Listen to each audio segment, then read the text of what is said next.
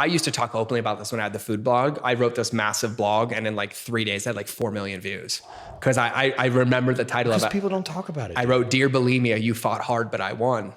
And they were like, this tattooed dude with an 8-pack competing in CrossFit who tied a world record was sticking his finger in his throat in porta potties in Afghanistan. I was like, bro, like I got feelings too. Crazy for me to think about it in that environment that, you know, like I just never associate that character in the military in eating MREs in another country still purging. Oh, and here's what's nuts.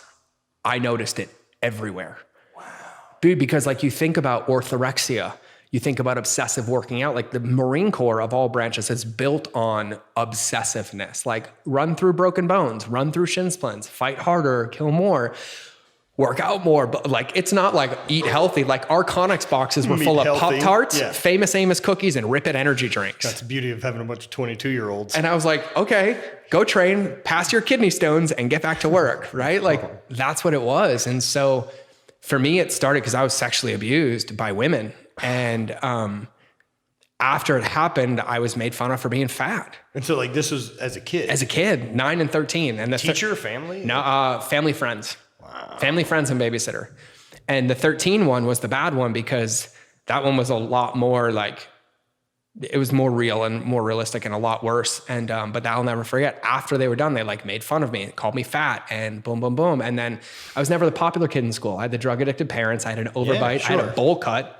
I was wearing clothes that smelled like cigarette smoke. Right, needless to say, your parents aren't making a bunch of money. Yeah, no. Right. And so like I was already picked on. Like I was beat up. I had my front teeth broken 3 times, my nose broken twice. And I don't know what it was, Matt, but there was just always something in me that's like, I don't belong here. So like I would make friends with my teachers and I would hide in their rooms. And then like by senior year, I missed like 80 days. They just passed me. They're like, he needs a chance because I was working 3 full-time jobs. And quite frankly, I'm the most successful kid in my high school now, thank God. But yeah, it was, for me, it was a version of control because I was like, well, you learned early on that there's no safety net. None. And so I was like, why wasn't I bulimic? I was like, because the moment I would eat, I would feel comfort and love. And then I would feel the guilt that I had. And I was like, well, I can't be fat anymore. And so I would control it. And I was like, this is my way of controlling my weight. And boom. And it was like this toxic control thing of like, cause it was my way of not being vulnerable and not letting people in. Cause I had this like, it was basically like this bipolar abusive relationship with myself. Sure. I was like, I want to feel love. Let me eat this food. It'll make me feel good. It's the best dopamine I get. And then 10 minutes later, I'm like, you fat ass, you did this again. They said you were fat. Boom, boom, boom. No one will ever like you. And and I watch Marines do it all the time. And they hide it, right? Like I'm at the gym for 6 hours. I was like, okay, rhabdo, adrenal fatigue, pick one. But it never went. And then the substances, all of it, the alcohol, like I'm still one of the only Marines I know that's never smoked a cigarette, never dipped. Like, but like they basically issue those to us. Right. And so, yeah, it was just nicotine's insane. Oh yeah, it's great. It's a great upper. Yeah, especially when they only let you sleep an hour a night on deployment, right? They're like, hey, here's your Tabasco sauce, your coffee beans, rub them in your eye and have your nicotine and your energy drinks. But yeah, so that like I relate so much to what you say because I was like, let me try ice baths. Like everyone's like, I'm open now. Everyone's like, you love the cold. I'm like, I hate the cold. Yeah, I hate this. I was like, but I'm not in pain for like 1 minute. And the mental challenge forces presence for me. I was like, the first time I feel like I was ever present as a human being was when I got in an ice bath.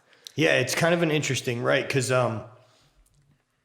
it's the same as for me, like really hot sauna or that gnarly bit during a workout of like, this sucks so much. This is the only thing going on. Yep. It makes the world really small again. Yeah. And like what you said, it's like, it eliminates all the shit that I could use to hide from myself. Yeah. And like, that's why I did the extremes. Because like when I'm in that ice bath, I was like, there's no hiding. Yeah. I'm like, it is me with me and me. And like here living in Montana, when I do them, I'm like, there's plenty of days I go down to the lake and I cut a hole and I only make it 10 seconds. Yeah. And then there's other days I make it 10 minutes.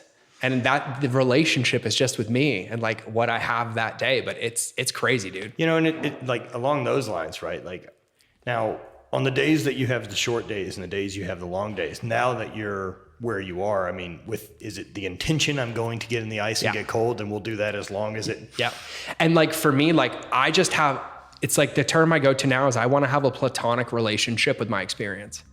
So it can't be I'm a loser or I'm a winner. It just happened.